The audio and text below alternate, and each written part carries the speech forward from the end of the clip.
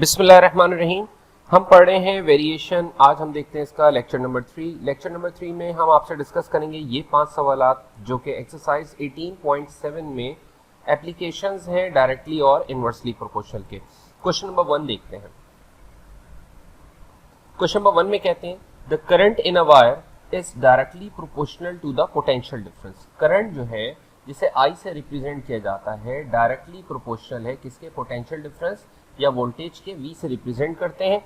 And inversely proportional to the resistance R, और inversely proportional है resistance R के।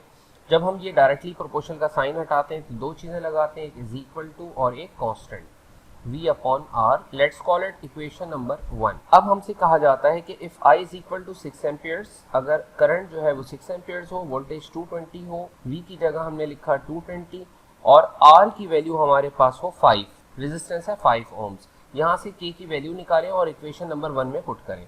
6 multiply bye 5 divided by 220, ये value of K आ जाएगी और वैल्यू ऑफ K बनती है, ये 0 और 0 कैंसिल हो गया, वैल्यू ऑफ K आ गई हमारे पास 3/22। Put this K in equation number 1, we get I is equal to K की जगह 3/22 V अपॉन R। ये करंट का फंक्शन बन गया in terms of V and R। अब कहते हैं कि अगर V की वैल्यू 180 हो और R की वैल्यू 8 हो तो I की वैल्यू क्या होगी? 3/22। V की जगह हम पुट कर देंगे 180 और R की जगह हम प्लेस कर देंगे 8। ये कैलकुलेटर में कैलकुलेट कर लेते हैं और इसका आंसर निकालते हैं। ये हमारे पास आंसर आता है 3.068। ये था question number 1। Now let's proceed to question number 2। Question number 2 में कहते हैं the intensity of light measured in foot candles varies inversely with the square of distance। Light intensity inversely proportional है, किसके इनवर्सली प्रोपोर्शनल है? With the square of the distance from the light source. Square of the distance, तो ये हमने square of the distance लिखा। I is equal to K 1 upon D square. इस D square को अगर हम लेफ्ट हैंड साइड पर shift कर दें तो I D square is equal to K। Call it equation number 1। अब वैल्यूज पुट कीजिए।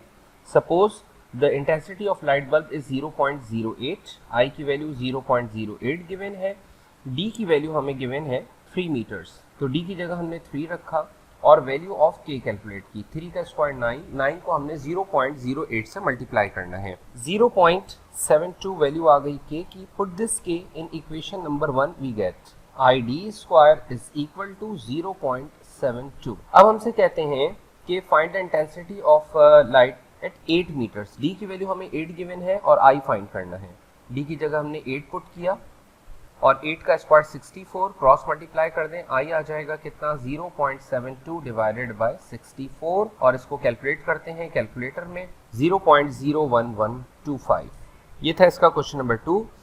क्वेश्चन नंबर 3 पर आइए। सवाल नंबर 3 में देखें हमसे क्या कहते हैं। क्वेश्चन नंबर 3 में कहते हैं the strength S of a rectangular beam can varies directly as the breadth and the square of the depth D। Strength directly proportional है, किसके डायरेक्टली प्रोपोर्शनल है? B के एंड D के। अब डायरेक्टली प्रोपोर्शनल का साइन हटाया, हमने Z equal to लगाया, K लगाया और BD। Call it equation number 1। सबकी वैल्यूज पुट करें। If the beam 9 centimetre wide 12 centimetre deep, support of 1200 pound. Support कितने की है? 1200 पाउंड की। K B की वैल्यू कितनी गिवन है? 9 और D कितना डीप है? ये 12।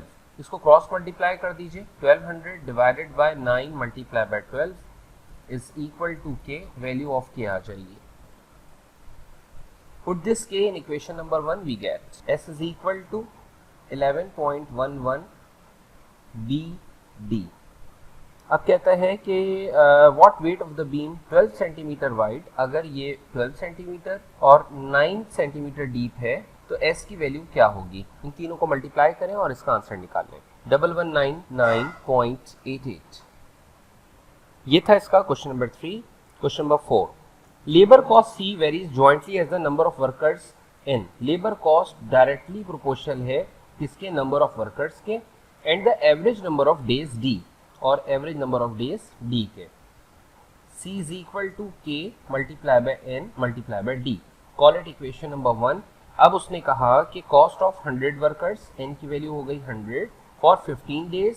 डेज कितने हैं? 15 इज 9000। कॉस्ट कितनी है इसकी? 9000। वैल्यू ऑफ के निकालिए 9000 डिवाइडेड बाय 100 इंटू 15। के की वैल्यू निकालें, 9000 को डिवाइड कर लें 1500 से 6, ये के की वैल्यू उठाकर इक्वेशन नंबर 1 में पुट कर दें। Putting K in equation number 1 we get c is equal to 6 multiply by n multiply by d। अब वो कहते हैं find the labour cost c find कीजिए, जबकि n की वैल्यू है 300 वर्कर्स है और d है 20 डेज के लिए। इन तीनों को मल्टीप्लाई करें तो c की वैल्यू आ जाएगी 6 मल्टीप्लाई बाय 300 मल्टीप्लाई बाय 20 और हमारे पास 36,000 कॉस्ट आती है। तो बहुत सिंपल सा क्वेश्चन था, क्वेश्चन नंबर 4। इसका आखिरी सवाल देखें, सवाल नंबर 5। क्वेश्चन नंबर 5 में हमसे कहते हैं कि the sales tax on a purchase of new car varies directly as the price of car. Sales tax directly proportional है प्राइस ऑफ कार के। हमने डायरेक्टली प्रोपोर्शनल का साइन हटाया, इज इक्वल टू लगाया और के लगाया। Call it equation number 1। अब कहता है if a new car is purchased in ₹2 million, अगर 2 मिलियन की गाड़ी खरीदी जाए, the sales tax is 40,000। Sales tax अगर 40,000 है के और प्राइस ऑफ द कार कितनी है 2 मिलियन, 2 के बाद 6 जीरो। यहाँ से हम के की वैल्यू इजीली फाइंड कर सकते हैं 40,000 divided by 2 million. 2 million means 2,000 और वैल्यू ऑफ के आ जाएगी 0.02।